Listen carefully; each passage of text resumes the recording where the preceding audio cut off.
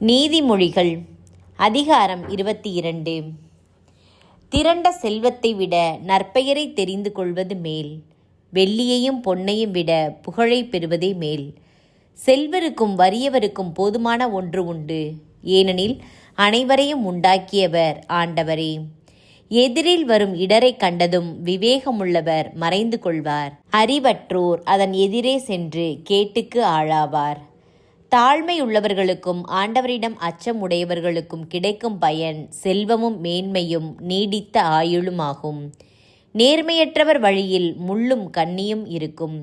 விழிப்புடன் இருப்பவர் அவற்றின் அருகில் செல்ல மாட்டார். நல்வழியில் நடக்க பிள்ளையை பழக்கு, முதுமையிலும் அவர் அந்த பழக்கத்தை விட்டுவிட மாட்டார்.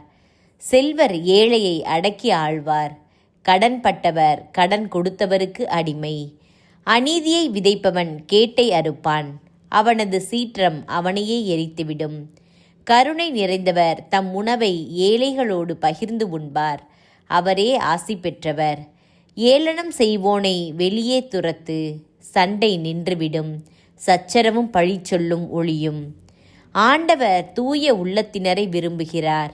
இன்சொல் கூறுவோர் அரசனது நட்பை பெறலாம்.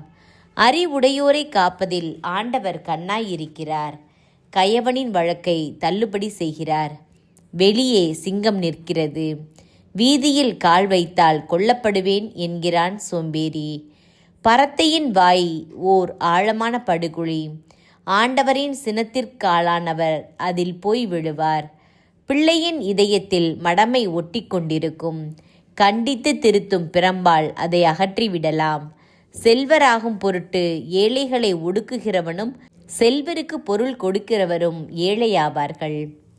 30 முதுமொழிகள். ஞானிகள் போதித்ததை நான் உனக்கு கூறுகின்றேன், செவி கொடுத்து கேள். நான் புகட்டும் அறிவை மனதில் ஏற்றுக்கொள்.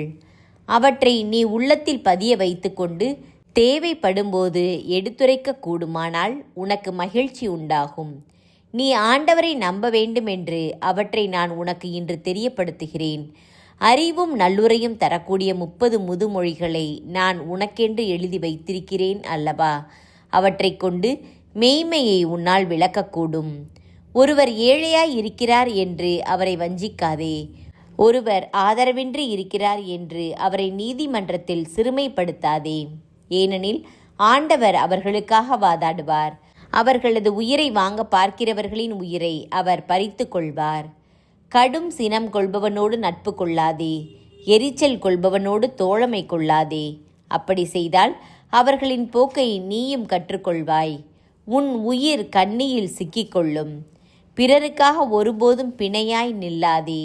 பிறர் கடனுக்காக ஒரு நாளும் பிணையாய் நிற்காதே. அந்த கடனை திருப்பிக் கொடுக்க உனக்கு ஒரு வழியும் இல்லாதிருந்தால் நீ படுத்திருக்கையில் உன் படுக்கையும் பறிப்போய்விடும் அன்றோ. வழி வழி சொத்துக்கு உன் மூதாதையர் குறித்து வைத்த எல்லையை நீ மாற்றி அமைக்காதே. தம் அலுவலில் திறமை காட்டுகின்ற ஒருவரை பார். அவர் பாமர மனிதர்களிடையே இரார், அரசு அவையில் இருப்பார்.